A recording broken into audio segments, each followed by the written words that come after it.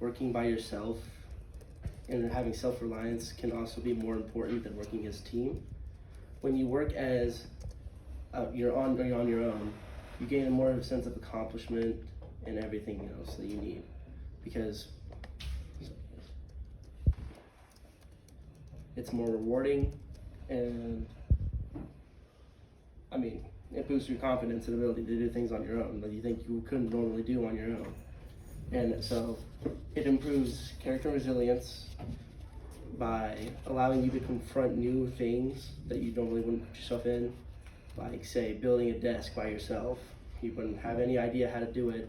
You're just sitting in front of an instructions that like makes no absolute sense. And you want to ask for others, but hey, you're home alone. What are you gonna do? You gotta be able to adapt and overcome these challenges, and working by yourself helps with that. It sparks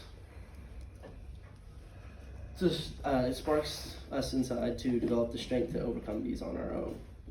And as Ralph Waldo Emerson once said, self-trust is the first step to being successful.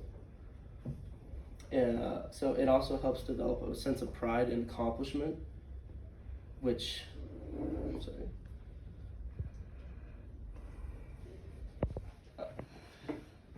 and so it helps grow a sense of pride and accomplishment by like making you feel more alive when you do things.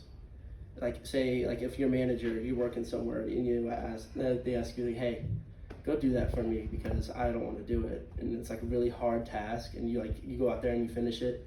You're all by yourself. It's meaningless, it's stupid, you don't like it, but in the end, you actually do it and you overcome it, and you're like, okay, I'm pretty proud of myself for that. A situation for me when I work at Walmart, and so I had this manager named Chad. He delegated it to a store lead, and then his store lead told me to come. So I don't know if you guys have ever seen it, but there's these giant metal cages full of pillows during like the summer, during like those throw pillows you throw out on your garden patios.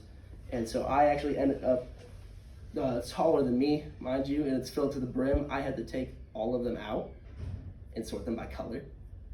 It's ridiculous.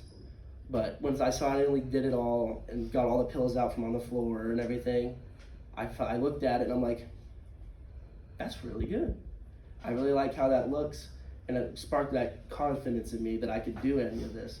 Same with, like, you know what displays are, like the stuff that's on them. I built those too, and then I was like, okay, my garden center's looking pretty good now. And so I was pretty proud of that. And then there's also a situation where,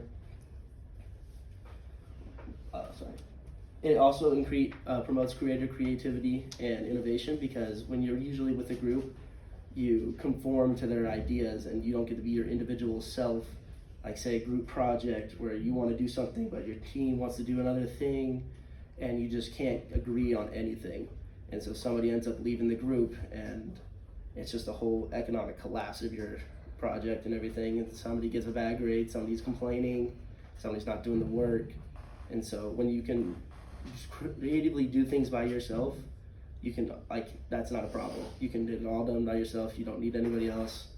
You don't have to worry about somebody else for your grade. And so another thing is that ownership and responsibility is something else it cultivates, because when you are by yourself and you can do things, like I was saying before, it creates more confidence in yourself, to be honest. Because when you're working as a team, you often rely on others to do like your shortcomings instead of reaching your limits and knowing that what you need to do to improve.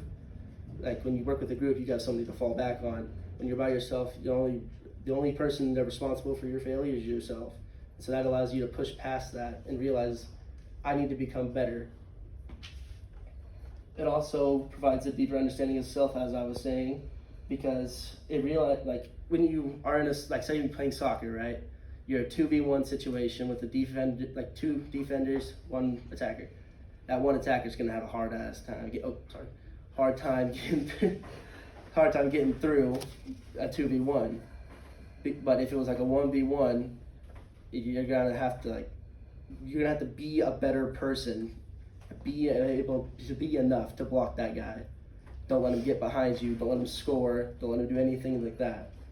And while I knock the importance of working by yourself, I want to stress that teamwork is still important. It's just when you can do it by yourself, I would take that route, because you're going to be able to do more things than you think that you can by yourself. Like I put together a 3-person desk once. Awful. Never want to do it again. I'm underneath the desk holding it like this with hearts, because the instructions require 3 people, and I'm 1 guy. And so, in conclusion, there are undeniable benefits to working to it. I've listed some. I've told you about some of my personal experiences. It builds character and encourages you to be different, and it allows you to go beyond your limits and do things you never thought you could, and it just gains your confidence and boosts it all through the roof. And so I'm going to continue to put myself in these situations and hopefully grow as a person.